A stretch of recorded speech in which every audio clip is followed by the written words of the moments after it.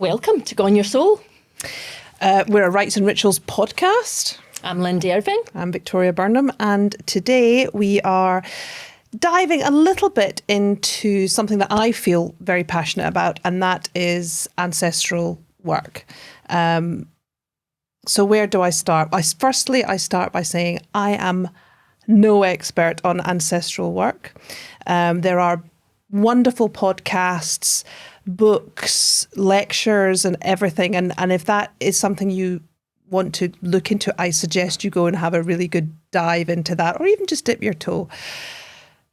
But let me maybe say a little bit about my experience with ancestral work. I don't know, firstly, why I felt or feel drawn to working with my ancestors.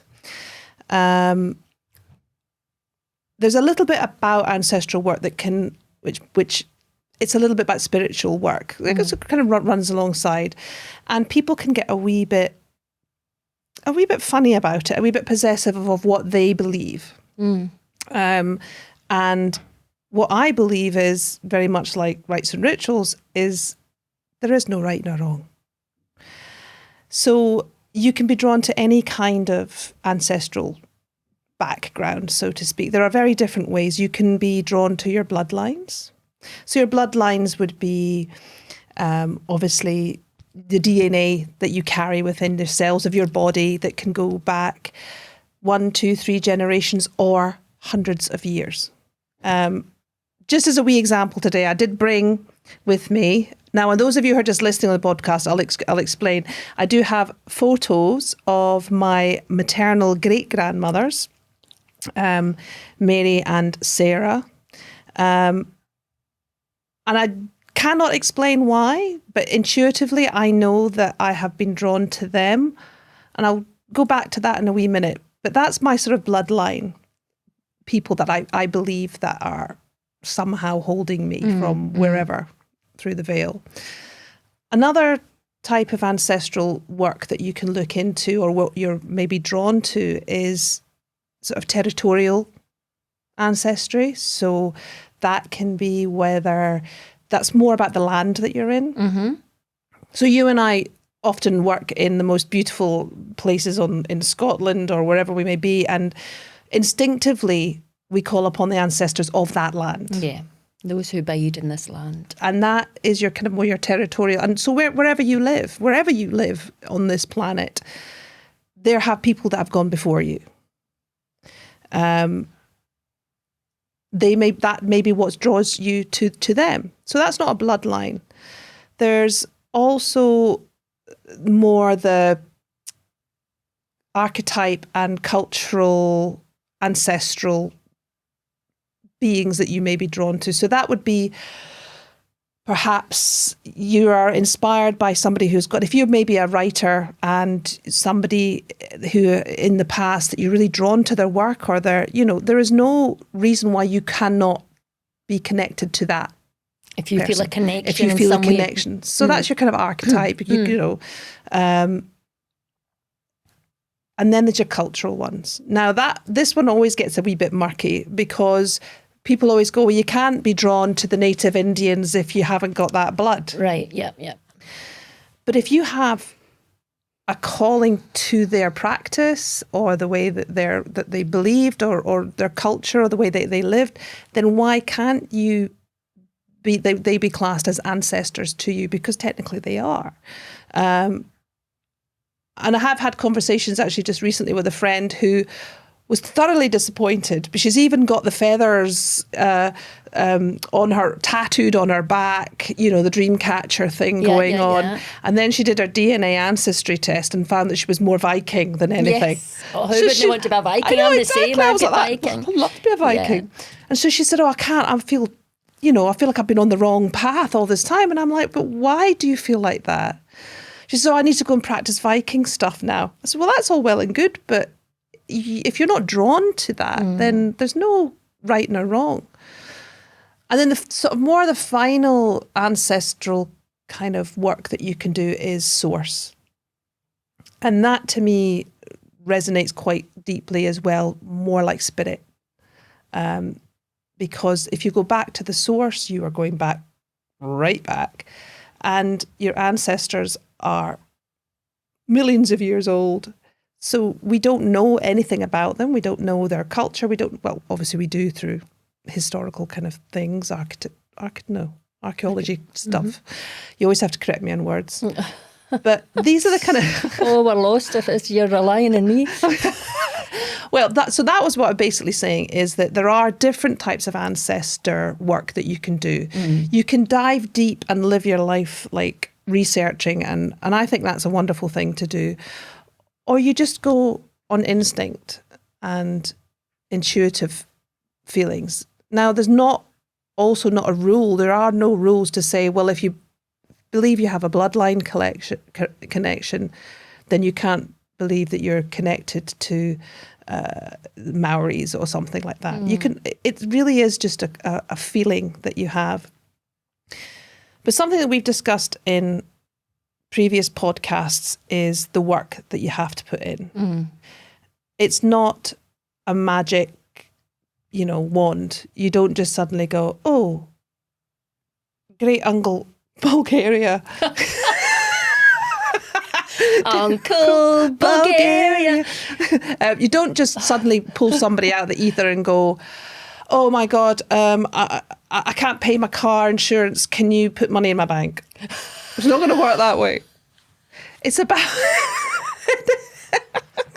I didn't say this was going to be... I didn't say this was going to be practical. But it's about the work that you put in.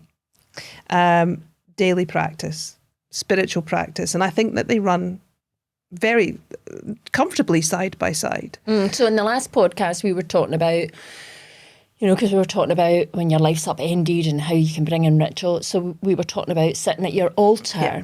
So you're talking about, that's another thing you could do if you're sitting at your altar or you're going for a walk. As a way to connect with the sacred, you can call in your ancestors.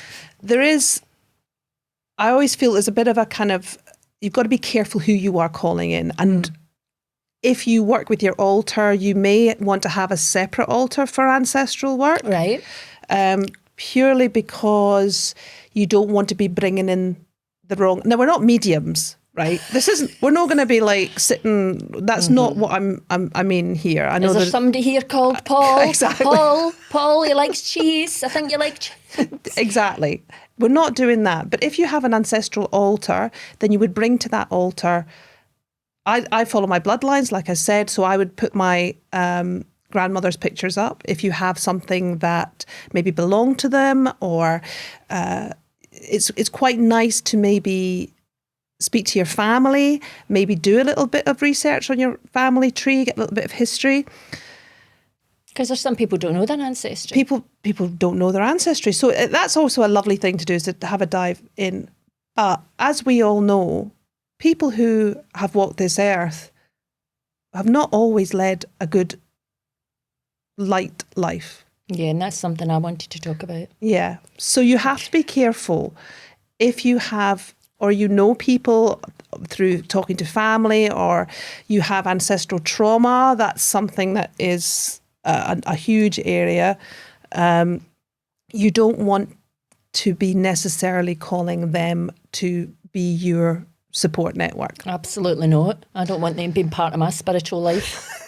But interestingly, if you do have that person in your life, or had that person in your life, and you're like, oh well, what if they just pop in anyway? I don't want them. They're gonna upset my vibe. Crash. Yeah, exactly.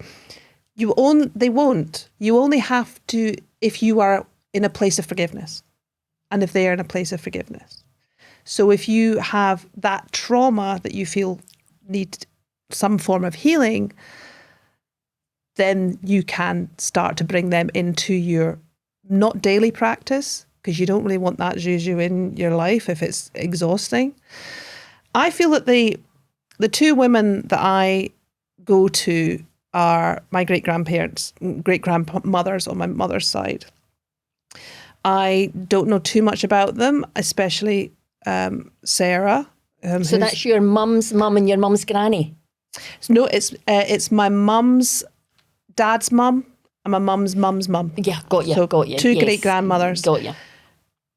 the initial one is Mary, and if you are watching, this is her here. She's quite a beautiful woman, but you wouldn't cross her. She's so lovely. Look at her skin. And I know, she's beautiful. And I know that as a woman, she was very strong. Mm-hmm. She was very driven. She was a wee bit quirky. She liked a little bit of the tarot, which was obviously illegal back then. She had an otherworldly feel about her, you know, more her daughter, more so my great aunt, but she was batshit crazy. The other lady was my grandmother's mother, and I don't know much about her, and I've recently brought her in, but my mum has said that she had a bit of a tough life. And you can actually almost see it in the photo. She's just a wee bit more kind of exhausted looking. Yeah, a wee bit more crouched. Yeah, there's something just, and I feel that having the strength of Mary and having Sarah, who looks like she carries the world on her shoulders, is all part of my DNA of who I am and what my healing has to be. It's about, we've said before, building relationships with either bloodlines, your source, your guides of the land. It's a two-way street. If we can come back just a wee bit to, you were talking about, you know, not everybody that walks this earth does so with grace, shall we say. Well put. And yeah, so ancestral work, the bloodlines things, holds challenge for me because I have a very complex maternal line. So I didn't have a relationship with my mother for the last 30 years of her life. Not because, you know, we had a fallout, there was a grudge or anything like that, but she'd been an alcoholic from before I was born, right up until I was an adult. She did give up drinking eventually, but long after I was going. And, you know, during my childhood, there was neglect. She was cruel. She was violent at times. And so there came a point where, not consciously, but I had to protect myself. And so that relationship just ended quietly over time. You know, there was no big fallout, but it ended quietly over time. And as I say, we never spoke for the last 30 years of her life. And when she died, there was no sense of grief or anything like that. There was just this, almost like, you know, there's somebody lives at the end of the street, you don't really know them, maybe you don't really like them that much, and you hear they die, and you know, that's a shame, but hey-ho. And it was a two-way street, although she had a deep hatred for me, and I don't really know why, but she did. And I know in the couple of weeks before she died, she had a conversation with my sister saying how much she hated me. I shouldn't laugh. Nice. I know that's no funny, but I don't feel any sense of sadness or anything over that. But also, I didn't know my grandparents on my maternal side, but from the stories I've heard, her mum was just as bad. Okay, so this is a cycle. So this is a dark thread running through my maternal lineage, and I do not want them in my spiritual life. And so when people talk about bringing your ancestors in, you know, of course you go to the kind of most recent ones. You know, so my daddy passed in 2000. My mum and dad died within 3 weeks of each other. My daddy died in 2022. Absolutely. Oh, I want him to come back as one of my wise and loving ancestors. But I certainly don't want my maternal lineage Hanging about in any way, shape or form. But what I've come to realise, because at first I think I kind of avoided the ancestral stuff because, like you said, there was this feeling, well, what if they just decide they're going to pop up anyway? But I've come to learn, and I keep learning, that that's not how ancestral work works. You know, at its heart, ancestral work is about the fact that you're not alone on this journey. We can sometimes feel as if we come into this world alone, we leave this world alone, but we're never alone. We come from this long history of people who came before us. And some of those people, yes, you wouldn't want your spiritual life, but some of those people would have prayed for joy and happiness to those that were going to come after them, as I would do, the people, my grandsons and their grandsons. And so there would have been good, kind, decent, supportive people. And so when I'm calling in the ancestors, it's the language we use, the well ancestors, the supportive ancestors, the wise and loving ancestors. And by doing that, we're keeping out negative the souls that we don't want to come in to that space. I think you're very drawn to ancestors of the land, so going right back to people that we didn't have any connection with DNA wise, or possibly, and I think that we are powerful enough beings to ask the people who are the supportive, and whether they are still people of description, or if it's just their essence, or maybe there's part of their essence that runs through us now. I always believe that we're on a kind of a bit of a learning journey. This plane is something that we are dealing with, we're learning, and the likes of your mother and possibly grandmother, it's hard to think about, but maybe it was you that had to break that. Had to cut that, literally sever that thread. And I was reading something, and they actually did, if there are relationships you can actually do a cutting ceremony. So you can actually. I'm not a big fan. Oh, you would. I'm not a big fan of the cutting, because to me, cutting suggests you leave a root there. I'm much more a fan of the pulling out of the roots. Okay. And letting that go. If the cutting works for people, it works for people. I just think you cut some, you're leaving a wee bit behind. So that the pulling out of the roots of that. I know that my mother and her mother have now returned to source and become the best version of themselves, have become their spiritual selves. Or they're having to redo it again. Well, they might, but I think they've gone back and they've become their spiritual selves. That's, how I make sense of my creation story. They've gone back, they've become the best version of themselves. But that doesn't mean to say that I have to invite them in because, and they've become all saintly in death, because here on earth she was neglectful and she was cruel and she could sometimes be violent, and I still carry the pain of that. So why would you let that back in? So it's okay. It's okay to be like that. She carried pain and she passed it on. What I've been able to do is cut that and, no carry the pain, or if I'm carrying the pain, I certainly don't pass it on to anybody. I've done the opposite. There is also an argument that people say about ancestral work is don't go too close. So bypass your recent loved ones who've passed over, because they may not be as settled wherever they are. Yes. So they may not be ready to hold you and to guide you through this journey. So there is an argument to maybe skip a couple of generations and go back. And if you don't know who those people are, then it's very simple. The word it's all about language. If you write, I write in my journal, and I always include my bloodlines, but I always say, like you, invite my ancestors of love and light. And those who are on a healing journey with me. Yeah. Because I feel that they're far enough back, and hopefully the work that I'm doing is somehow because whatever they have passed through to me that I'm healing will be healing them also. Does that make sense? No, it does. And then I have the more powerful, stronger people around me who I feel that I've got spirit as my source. But it's a funny thing. I sometimes think, oh well, spirit is everywhere and everything, but possibly quite busy. So it's quite nice to have your team. Yeah.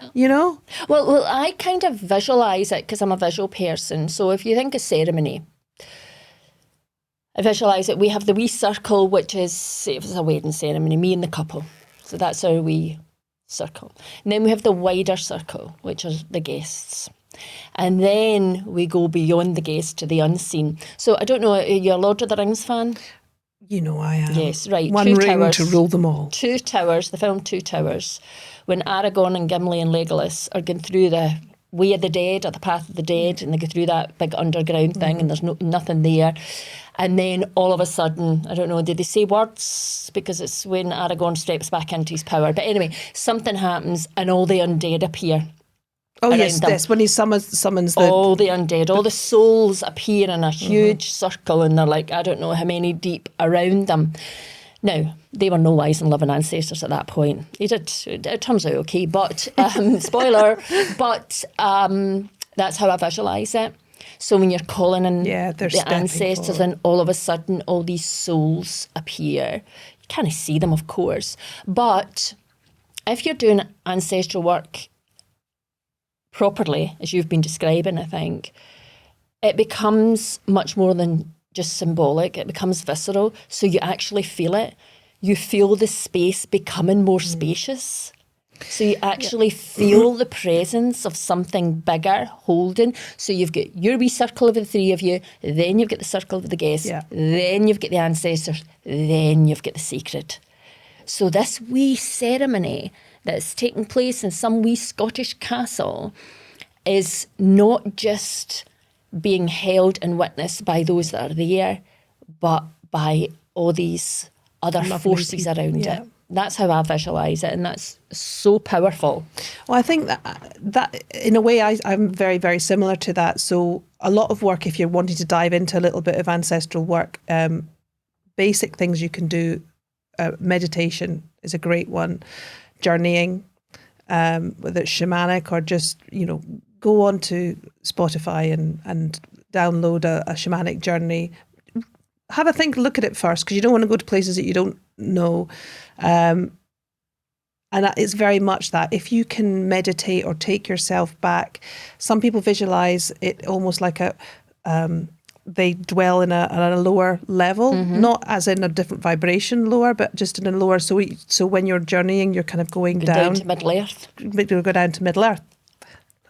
Get the connection there. And you're meeting that person. And then, you may have questions. You may have, so you can go down and take that time to ask the question, but they're not genies.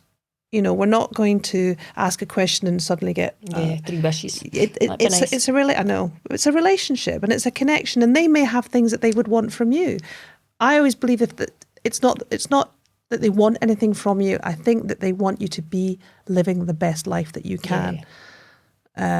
And that's all that they really want, to see you strive for maybe the life that they never quite achieved, or to, have the confidence. And so I have that very visual thing if I'm journeying I always visualize me sort of coming, either standing on the edge of a wood, and I see them just gradually coming out of the sort of woodland towards me, or in a circle where you feel you're sitting down, maybe there's a campfire, and as you say, one sort of circle, and then you can almost feel, I can sometimes literally feel the people behind me standing.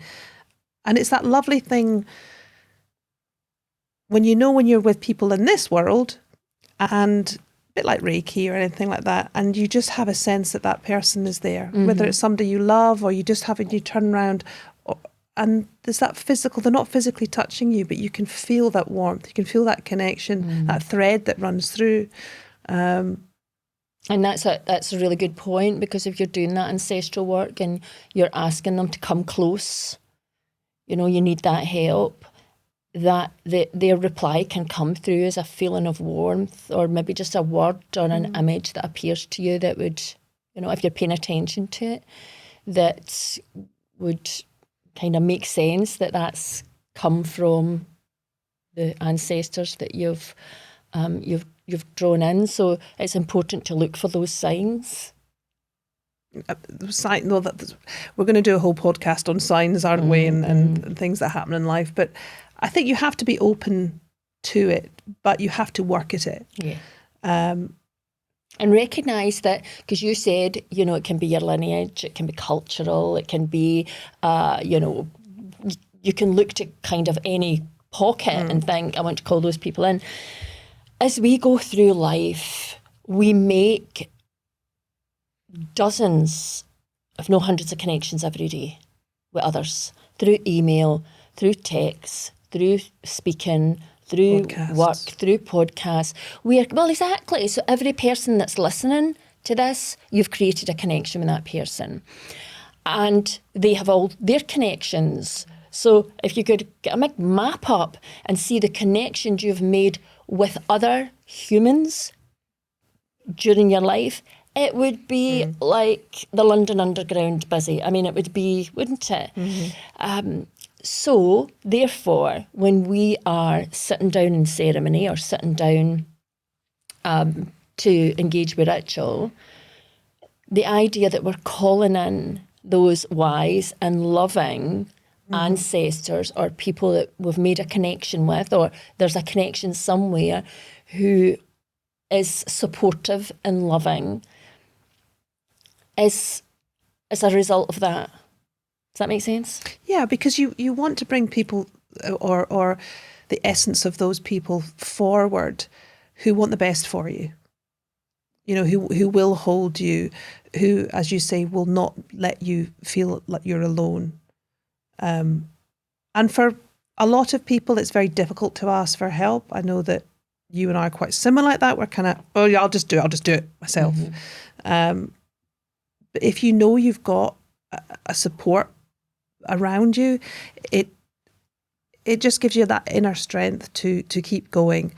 And on days where or something awful happens or something throws you the curveball, you have a network in place. You have if you're blessed, you have a network in this life to lean on, but to know that you can not only lean on something greater, but have some form of ancestral support around you, whether it's blood, whether it's cultural. I don't think it really matters. I think that's when people get a little bit, oh no, you have to be related or you have to have cultural connections. I mean, you've said yourself, you've travelled the world to find spiritual connection, and actually it's right here on your doorstep in Scotland. Absolutely. There's none more so here in Scotland. And I'm not a big believer in cultural appropriation. You know, we're Scottish. Everybody and their granny wants to wear a kilt, you know, when they come to Scotland, and they want to drink out the quaich. And please do. And they want to have their hand fast, and it's beautiful. I totally get it, because everybody feels, you know, most people feel a deep connection to Scotland. They've got Scottish roots somewhere. And that's so beautiful that they feel that, and they want to come here, and they want to be connected with it, and they want to be held by it, and they want to take something away that reminds them of it. We are so fortunate to live in this beautiful Scottish landscape and to be held by this, you know, dark but also wonderful history that we have. But so why do you think so ancestral work is really another tool that people can bring in if they're drawn to it, to help ground them, to help make sense of what's going on around them, and there's a place they can turn to when they need to enter into, you know, when there's got something on in their life, whether it be joy or sadness, and they want to enter into that place where they can have that relationship and be able to, you know, have these conversations about what's going on and try and make sense of that. So how does ancestral work bring power to a ceremony?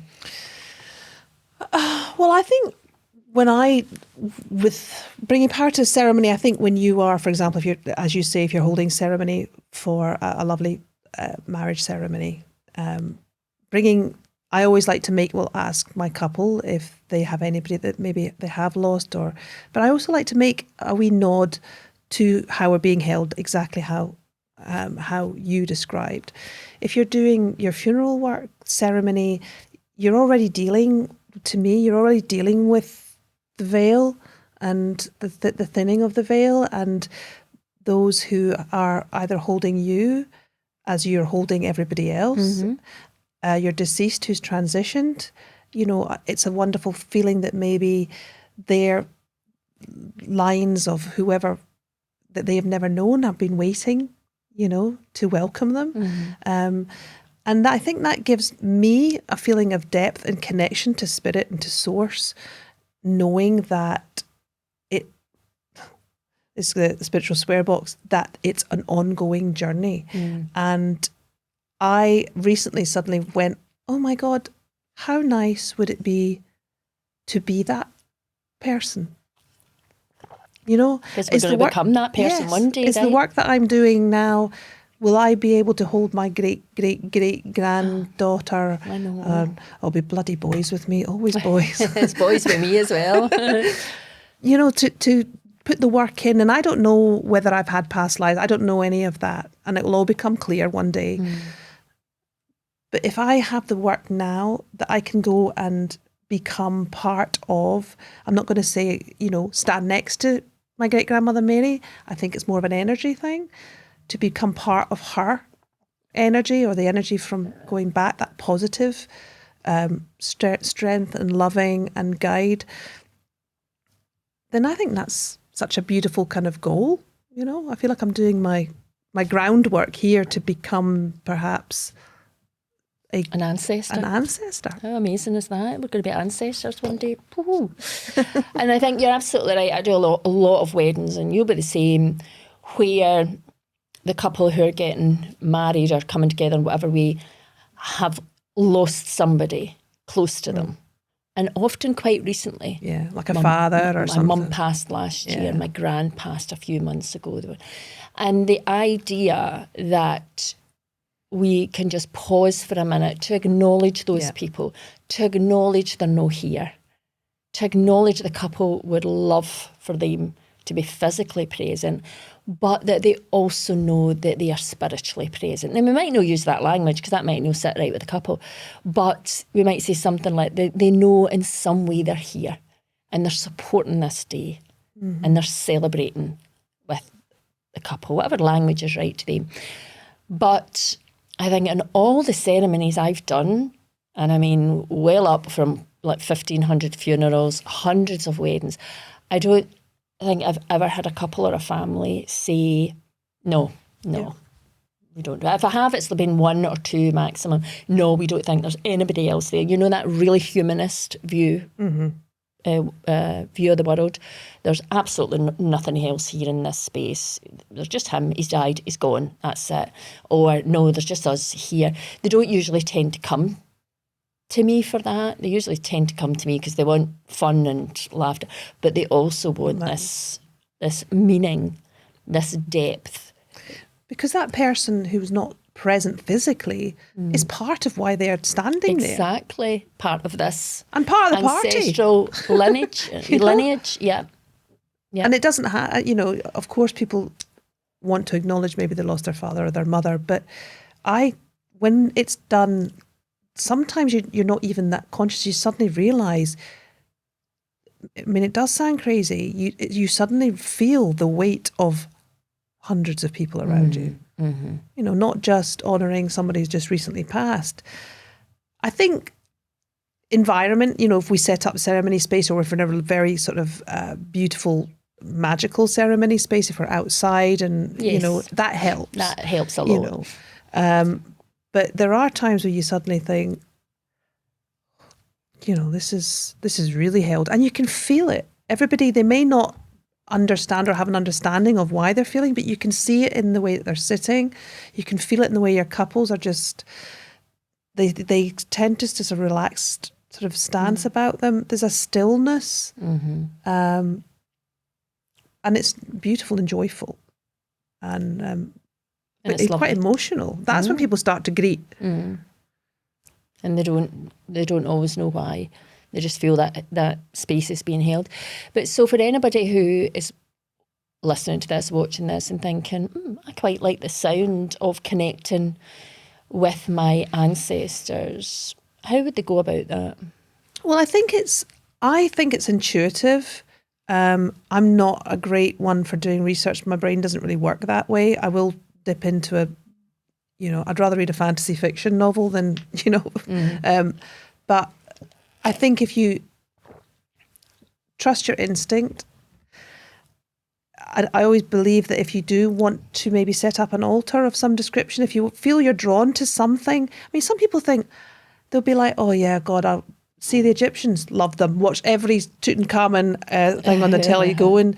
Maybe that's something that draws you, that's something that may pull you into a certain space, but it's about taking the time to sit to think, to open a conversation, a safe conversation. To ask questions. To ask questions. We're not doing Ouija boards here. It's not that. I used to love a good Ouija board. Oh no, it's too feared. Would you? Aye, you Oh, can't say no, that. me, You my can't pals. look in the mirror and say Candyman either. I mean, I can't even say it. Like I can. you're like Candyman. Me and my pals used to love a good Ouija board. In fact, I remember one time we were at my friend's house, Jane Lafferty, her name is, sorry Jane, and Shout out. we were doing, and Mum and Dad went out and we were doing the Ouija board, but I went upstairs to go to the toilet and I went into a room and moved everything around. Right, I like thinged our bed clothes. That's terrible, isn't it? Bed clothes and like pushed everything in the bed and everything, and then never said anything. Went back down the stairs, and then she went up the toilet, and you just heard her screaming. She just started screaming at the top of her lungs. But then the next minute, the door opened, and her mum and dad came in. Oh my God, what chaos! We all get thrown out of the house. She's hysterical. Don't think we ever get back in our house. So I just want to publicly apologise to Jane's mum and dad if they're still here. If they're not here, I will know to call you in as wise and loving ancestors. Because you'll get dealt off. I used to love a good Ouija board. But yes, no, so sit with them, talk to them. Sit with them. Talk to them, open up a conversation, because it is a two-way street here, you know. Don't just go, I really want something. It's not about them providing, it's about a conversation. It's about a relationship, building relationship with who they are, who they were, if it's bloodline, their beliefs, if it's more of a sort of cultural thing you're drawn to. But don't feel that just because you're drawn to one thing, you can't be drawn to another. And I think and then something will land, you know, something will feel right because it resonates and it sits with you. And just be open and take time. Don't think it's going to happen. I mean, I have no idea. I believe that these women walk with me every single day, and they're the ones I reach out to, but it could be somebody completely different. But I have a connection, and that those other people who are holding me from beyond, or souls or energy that's holding me from, they're not going to pull me up when I pass over and go, well, you didn't give me a shout out. It was all Jane. I know, it's all Jane.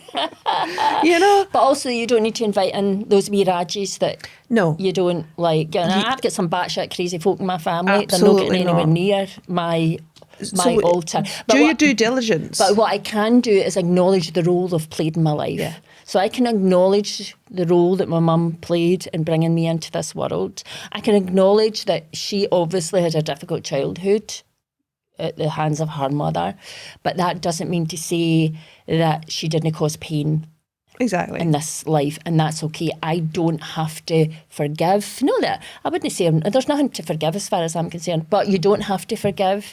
You don't have to. You don't have to let invite go. them in. You don't have to invite anybody Absolutely in. not. No. And I think that's what you have to be very careful of, unless you are wanting to go down that route of forgiveness and you know, but then you're kind of going down a different street altogether. You really are looking for people or the essence of energy of the souls that are only going to have your best interests in mind, and who will guide you and hopefully, you know, they're not going to. It's listening to them, because that wee nudge that you get, you know, it's either, it can be spirit, it can be the source, it can be your whoever you feel is walking with you in this path. Death. Sometimes you need a bit of a shove instead of a nudge.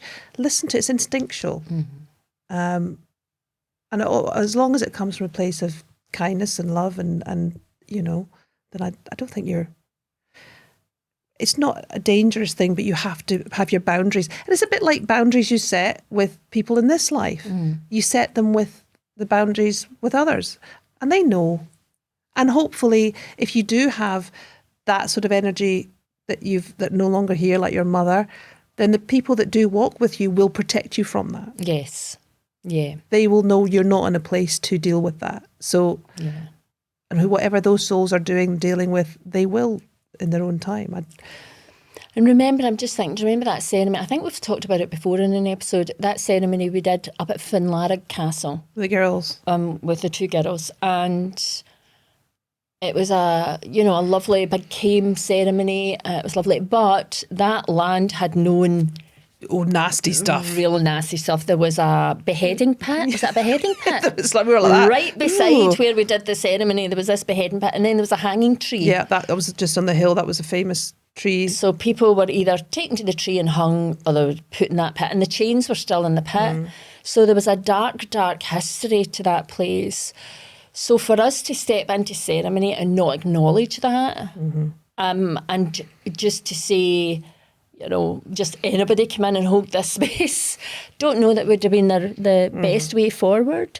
So we had to make sure we actually went up before it. We laid flowers. This is but I know I'm just going to butt in here because that is something that's really important. If you are doing ancestral work, if you are creating a space, you have to cleanse your space with sage it or you know, make it a welcoming and cleanse it, because you get really the sage out. Yeah, that's for the. I remember going into a shop here in Glasgow, just around the corner, actually, a kind of witchy shop, and I said I'm looking for some, you know, some sort of cleanser.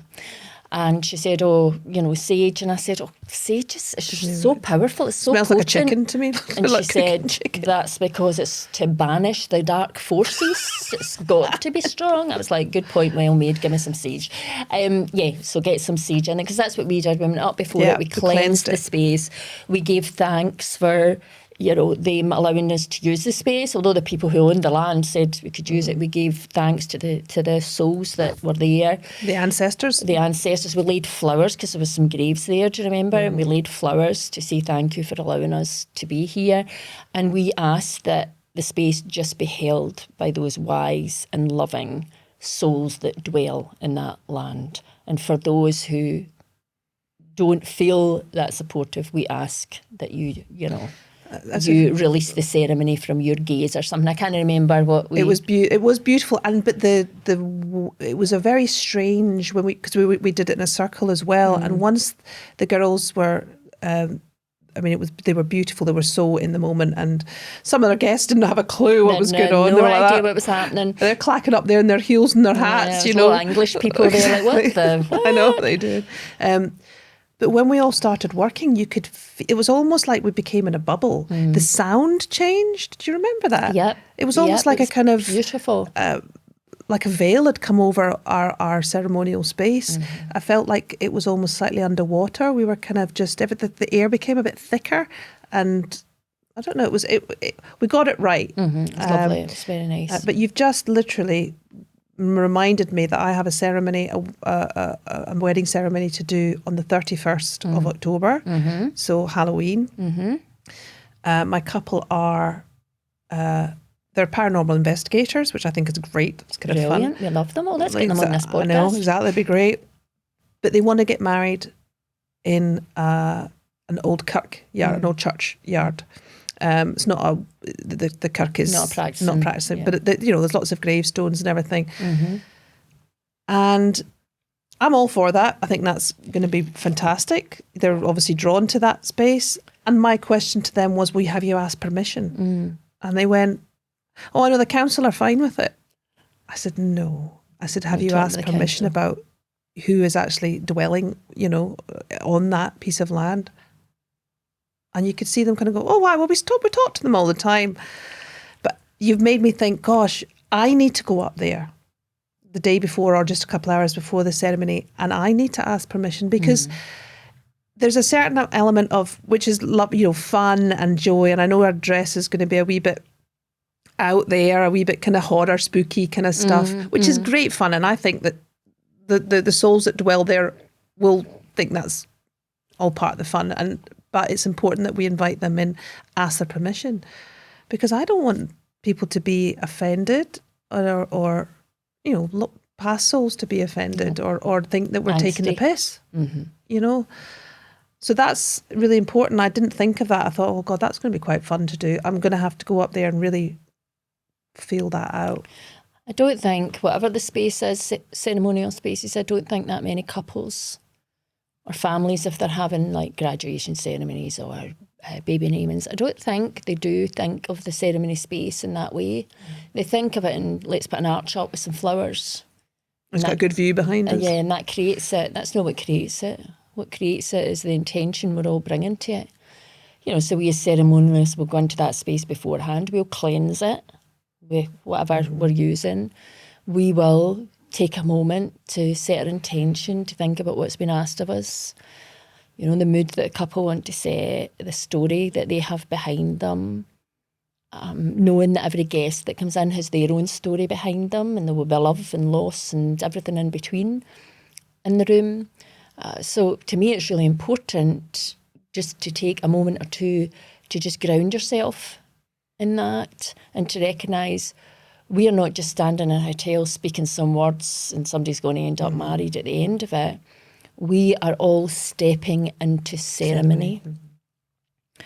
And something magical is going to happen. Something is going to shift with them today if it's done right. If they bring themselves to it, if I bring myself to it, if they bring themselves to it, that's the bit I can't always, I can't always do. But if they bring themselves to it, I do my best. Absolutely, we do our best. It doesn't always work out that way. But if they do, then something shifts, something beautiful shifts, and it becomes very deep, and it becomes much more than just what's physically happening in the room. And ancestral work can be a part of that if couples are drawn to that. And it's not something that we would put in just because we think it's important. Yeah, you have to have that conversation with your couple, and most of them, especially if they choose a certain space, are, when you explain it to them, are heavily invested. I did a lovely ceremony for an American couple, just a hand fasting, and they chose this most beautiful old chapel in the middle of nowhere. And the first thing that they were very happy was they honoured the people that were buried there, and that that. And it was just those two and two of their friends. But it felt like there was hundreds of folk there. Yeah, which is amazing. And it's a bit like, we got lots of couples getting married in Glencoe in Scotland. Again, if you played word association, if you said the word Glencoe, a lot of people would say massacre, right? Massive massacre. And every time somebody talks about Glencoe and the Glencoe massacre, it keeps that story alive. I don't just mean talks to us. I mean anywhere in the world that people are discussing that, it keeps that story alive. So all these couples that choose to step into ceremony in Glencoe, and there's so many beautiful spots in Glencoe where we've had ceremony, James Bond Corner, the Lochan, the Three Sisters. It's really important to take the time to acknowledge that sad history, that dark history, and to just, through a few words, say, we see you, we hold you. And again, if we're calling in the ancestors, and we ask those wise and loving ancestors to turn their attention to today's circle, whatever it might be. But it's really, I think it's really important to, you don't just head up to Glencoe and get out your car and go, all right, you look really nice, and let's read from a book. It's to take time, and I always encourage them in the days leading up to it to think about where they've chosen, to think about that land that has been there for centuries and or thousands and years, and the people that have come before them, the long lineage that they have. And also the couples in Scotland that have had their hands bound in a hand fasten. Say they're having a hand fasten. The couples that have come before them that have had their hands bound together.